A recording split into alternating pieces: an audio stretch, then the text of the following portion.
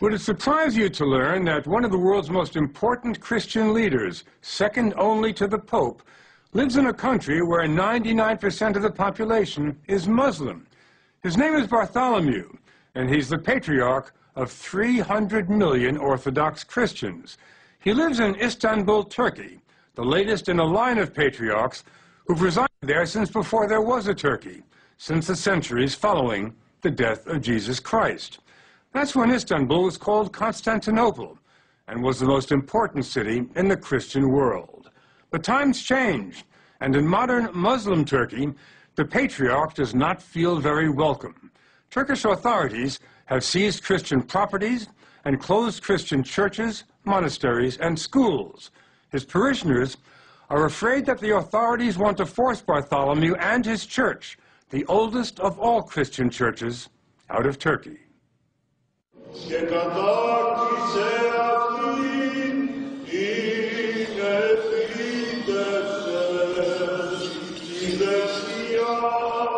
His official title is impressive. His All Holiness Bartholomew, Archbishop of Constantinople, New Rome, Ecumenical Patriarch.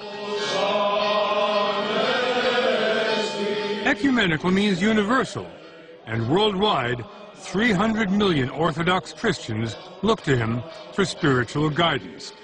We first met him in Istanbul. It was Easter, and worshippers from throughout the Orthodox Christian world had come to celebrate Christ's resurrection on the holiest day of their calendar with the man who they see as their Pope. My first question is this: how should I refer to you? As your All Holiness, as Patriarch, as Ecumenical Patriarch? What is the proper way to address you? Bartholomew. The official title is Your All Holiness. Your All Holiness. But for me, Bartholomew is enough. For him, perhaps, but not for us. And while His All Holiness may occupy the ecumenical throne, his quarters are a far cry from the Vatican. His office is cramped and relatively austere. His desk littered with papers. No Michelangelos here.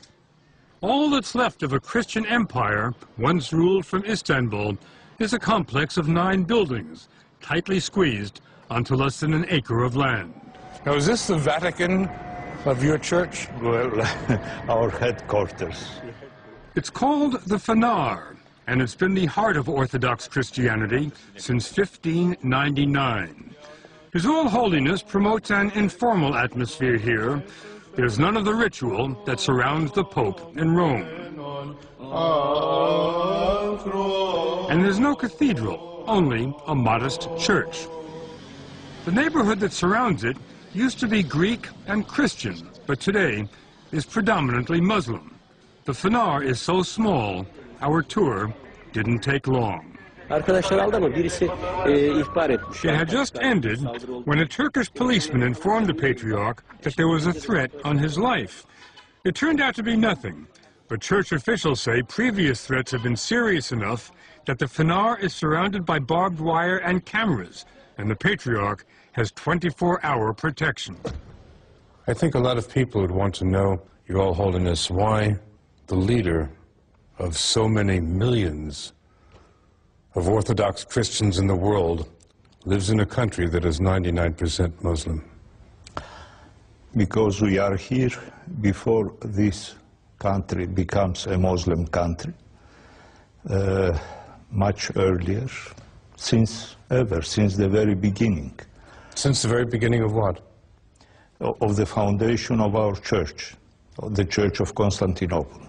And in the beginning, Istanbul was called Constantinople, the ancient city on the Bosphorus, where east meets west. The city's skyline is dominated by minarets. At Friday prayers, the mosques are teeming.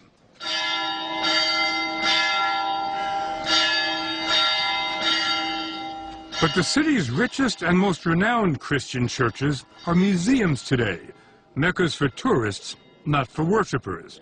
From the Cora Church, with its fresco of Jesus, whose eyes seem to go right through you, to the Hagia Sophia, the first great church in Christendom and an architectural wonder, built 1,000 years before St. Peter's in Rome, and for centuries, the most important church in the Christian world.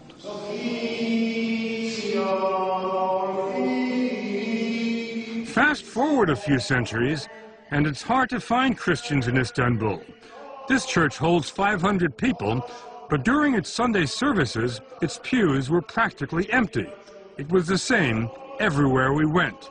At the turn of the last century, there were nearly 2 million Orthodox Christians in Turkey. 1.5 million were expelled in 1923, and another 150,000 left after violent anti-Christian riots in Istanbul in 1955. Today, in all of Turkey, there are only 4,000 Orthodox Christians left. We are treated as citizens of second class. You're treated as second-class citizens. And we don't feel that we enjoy our full rights as Turkish citizens. If you're treated as second-class citizens here, and you are Greek, why don't you go to Greece?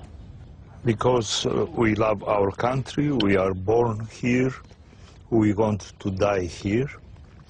We feel that our mission is here, as it has been for 17 entire centuries. 17 centuries. 17 centuries. And I wonder why the authorities of our country do not respect this history.